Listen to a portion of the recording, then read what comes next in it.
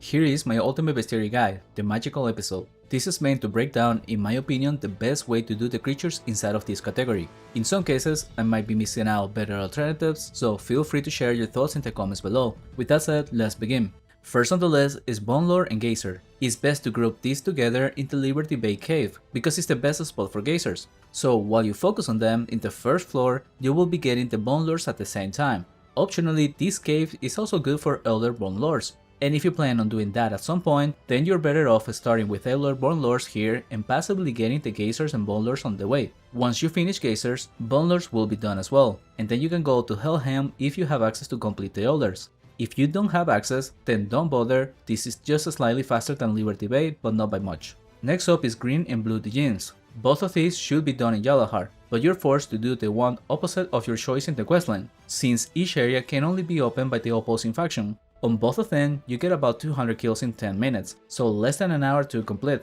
As a pro tip, if you get help from someone in the opposing faction, you can have them open the door and you throw some fire bombs, and then they walk over the Djinns to get your participation. This is only for completionists in my opinion, and for those that have green Djinn, because there is a few green Djinns inside of Banuda that can be done in a rapid.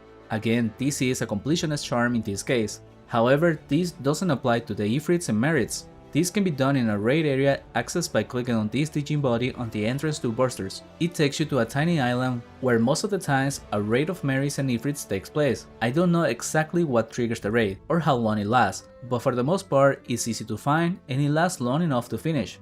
Worst case is you come by at different times during a rapid event weekend. Next up is Gargolye. This one depends on your goals. If you want some quick points while focusing only on it, then do it on Mariana Island, it will be the fastest. If you want to get more charm points and commit more, then do the Medusa Tower lower floors. Here you will be working on Clay Guardians and Omnivoras, while at the same time finishing Stone Golems and Gargoyles. Highly recommended since Omnivoras are unique to here, but also Clay Guardians are very good here. Next up is Phantasms. These are best done inside of the Inquisition on the Mirror Maze. Here I was doing it solo and I was doing pulls in this area. But this is a decent charm to make a group and move around, since it is a hard category creature that most people won't have, and you get some Nightmares and Giant Spires for potentially more points. Next up is Nightmares and Scions. This one I'm grouping together for the first option, but there is a few. In Yalahar Cemetery, you can work on both at the same time with even distribution, so if you don't have either, then it's a great spot to do in a rapid event. However, for being efficient, it's best to do Scions in the Kratos Nightmare. This is because undead gladiators are unique to this spawn, so if you plan on getting it at some point, then it's best if you didn't have the Scions already. And in that case, when you only need to work on Nightmares, you can still do it inside of the cemetery, ignoring most of the Scions to speed it up. Or optionally, if you have access to the Formorgar mines, mark these spots and move between them. This is where I found the most amount per minute, and it could be slightly faster by ignoring the other creatures. Moving on to Crystal Spiders. These are usually found in spawns with ice golems, and the distribution is even between them, so a good place to do it is in Nibblemaw. If you get more levels, you should consider the Crystal Cave in Inquisition. You will get about the same amount of kills for spiders and ice golems, but double the amount in inspectors, effectively giving you more points for the same amount of time. Next up is Bog Raiders. These are best done in Yalahar's Alchemist Water. You get to work on them directly while getting a few Death Blows and Nightmare Scions.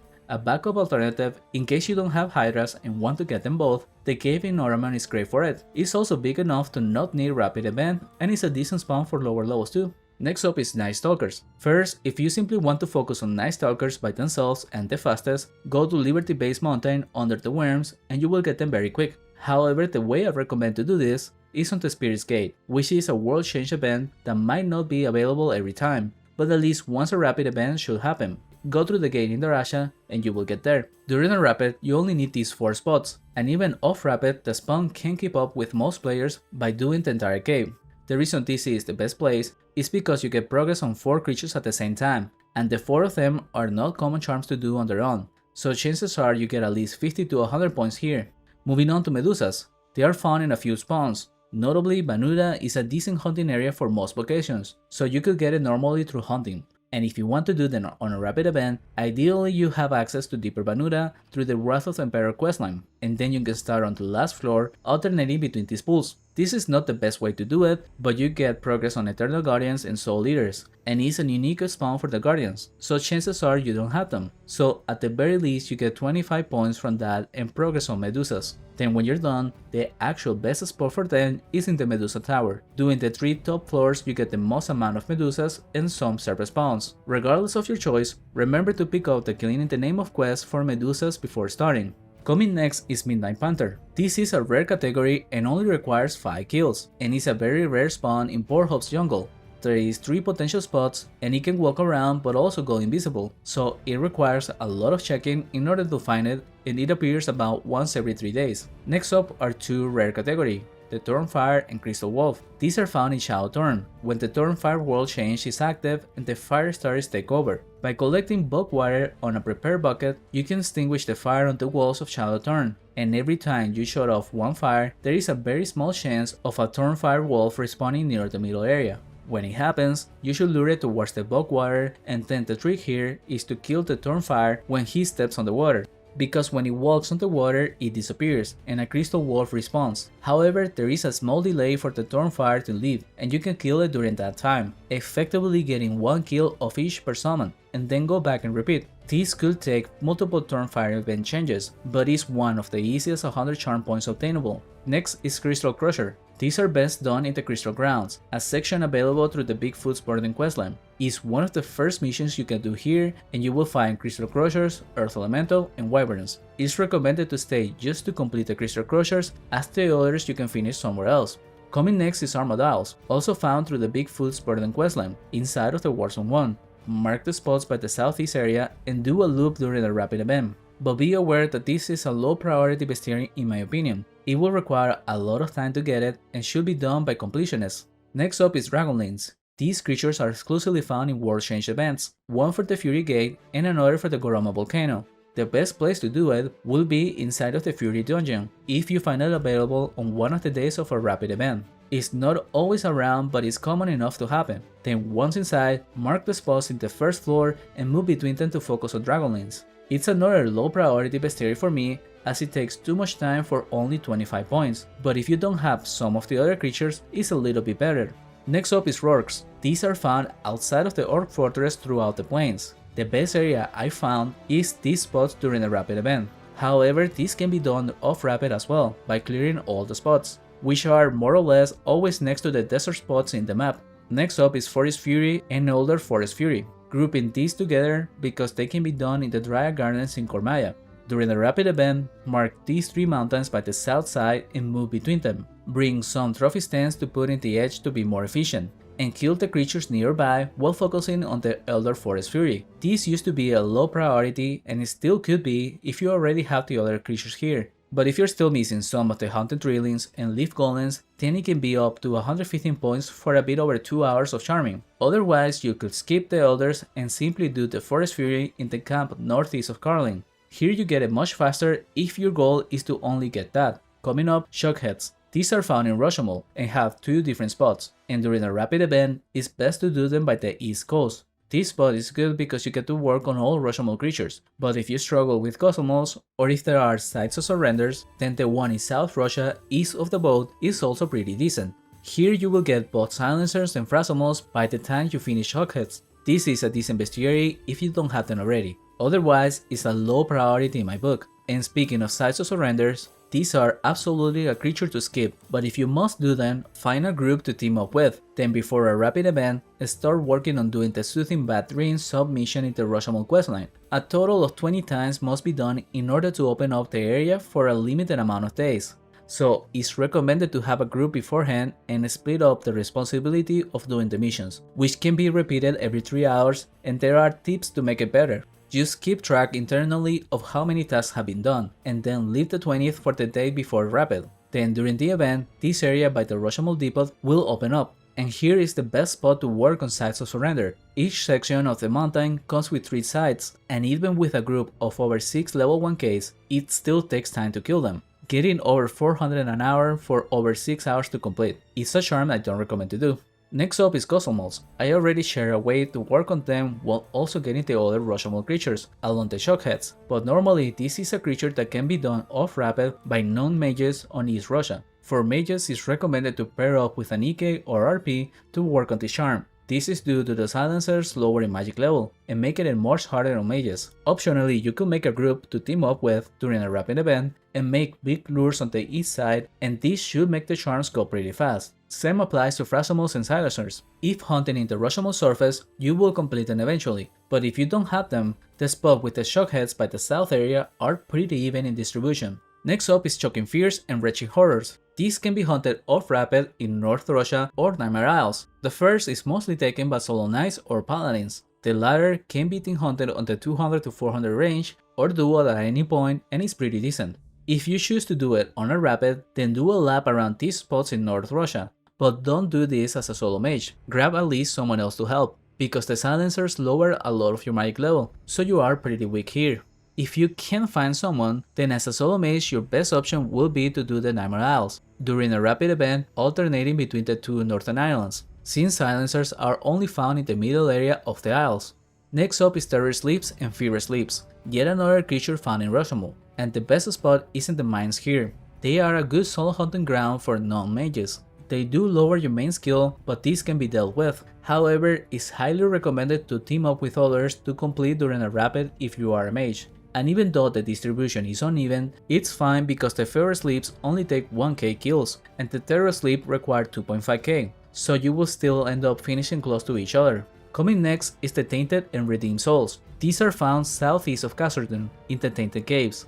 The Tainted Soul is a normal creature that can be killed normally, but for the Tainted Souls, you must make them. For this, grab a Star Herb and one Antler, combine them and then add a Holy Water to make a Sacred Antler Talisman. Then by using it on a Tainted Soul, it turns into a Redeemed Soul. The strategy for this is to lure a few Tainted Souls into an area, then fire a wall around to stop them from running away, and damage them to as little as possible. They run on low yellow HP, but also will summon another Tainted Soul. And if you have the real Tainted Soul's low HP, it will be easy to identify which ones are the summons since they appear full, and using the talisman on the summons still works, so this way you can be quite efficient.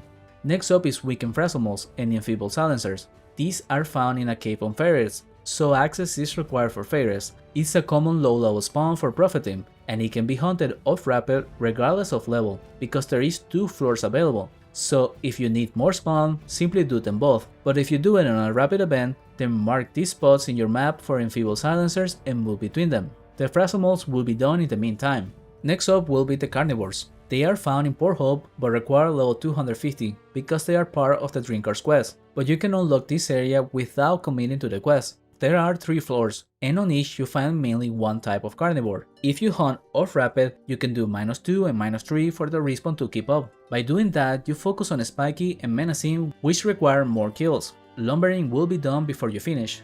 During a rapid event, it's best to work on menacing first. Depending on your level, you might only need a few pulls, but in my case, I needed the entire -3. Be aware that both of them reflect physical damage, so use elemental weapons and arrows. Once you're done, then you can move to -2 to work on the spiky. Again, depending on your level, you might need the entire floor even on a rapid event. Next up is Thanatursus. These creatures are found in different places, but are not the main creature on any spawn. So if you want to do it, it's best to wait for a rapid event, and then the best spot will be in the Winter Court. Here you move between the respawn points of the underground and the castle. If you want to be more efficient, you can try the elves with firewalls, or simply leave them to get a bit more XP and profit while doing this. But keep in mind that even at my level, this is a pretty bad bestiary to do. Taking over 10 hours to complete is not worth the investment unless you're missing all of the Winter Court creatures. At that point, you could get up to 250 points in the 10 hours. Moving on to Aracnophobicas. These are also found in different spawns, and more commonly tend to be finished by people hunting Reaper Spectres or Buried Cathedral off rapids, which is the preferred way to do them. If you're missing it alone of one of these specters, then you could pick some spots and do them in a rapid event. In the case you only need to focus on the Arachnophobias, then the best place will be the first floor of the Buried Cathedral. To the northeast, mark these 3 spots and move between them. This way you can finish it in around 3 hours. Next up are Crypt Wardens and Sphinx. They are found in Isabi, and tend to be a popular spawn for solo knights. However, for the proper spawn, you need to do the missions of the Kilmarex quest to unlock all the sections. In the case you have a group during a rapid event, you can ignore that and focus on doing a few pulls in the common area. You can do 2 pulls in -2 and optionally another 2 in -1. If you absolutely need more, then the surface becomes a 5th pull, but I recommend against it since it's mostly Sphinx and Lamassus. As a solo, you can get by with 2 to 3 pulls on a rapid event. I was doing these 3 past the doors, but if you don't have access, then stick to the ones shown before. For Lamassus, it's best to save them for a rapid event. You can get some progress through hunting the Isabi surface, but most people won't finish them from that alone. So during the rapid event, the best spot is here on the far southwest of Isabi. Moving between these spots, you can focus on the Lamassus. If you already have a Sphinx or are struggling with the pulls, then you can leave the Sphinx low HP and take run away. That way you focus more on Lamassus and that will speed it up a tiny bit, but depending on the level, or if you come with a duo or more people, then there is a third spot northwest by this island that you can include into the rotation for more Lamassus. Next up will be Manticores. These are found across the Isabi surface but are not that common in pulls during a normal hunt, and usually you get some progress on it through normal hunting, but because they are somewhat rare, it's unlikely to finish it. So the best way to do them is by the south of Isabi during a rapid event. On these spots you will get to focus on them mainly with good progress on Feral Sphinx, and it's recommended to start with them if you plan on finishing both at some point. Once you complete the Manticores, you can move on to focus on the Feral Sphinx. The best spots I found are in the west side. Mark these 3 spots and move between them. If you struggle with the pulls as a knight, you can stand on energy bombs to stop the goannas from hitting you. Everyone else should be fine with kiting, and because it's 3 spots, it can be done with other people as well. Next up will be the Griffins. These are found in the Isabi mountain by the southwest. It's not meant to be a creature to hunt, but rather is the reward mount from finishing the Kilmarex quest. So it is a rapid event exclusive, but even during one is a low priority in my opinion, since it will require over 3 hours for 25 points. With an Isabi city boost on top of a rapid event, you won't need to move between the mountains, making it slightly better. Next up is Cryptobilus. They are found in the ruins of the southwest of Isabi. No quest is required, but the Kilmarex questline unlocks a shortcut towards them. They are commonly hunted for profit and can be done by any vocation. During a rapid event, I was moving between these 2 spots. In the case you come up with more people, then there is a third pool to the south which could fit more people. Unfortunately, the respawn is dynamic and the venerable version are just that uncommon. You can't focus on them since all respawn points have like a 80% to be a warrior and 20% for venerables. Moving on to Bashmus. These are also found in Isabi, this time by the south of it. No quest is required, and it's a small cave that barely fits a solo off rapid. Because they are decent creatures for profit, they are somewhat popular amongst paladins. On a rapid event as a solo, I recommend these 2 spots, and if you have more people, then you can include a 3rd or 4th pool to the north and south. This spawn is also dynamic with a 60 to 40% ratio, so you can focus on one over the other. Coming next will be the challenging creatures of the category, the Darklight monsters. These are found in the Rotten Blood spawn.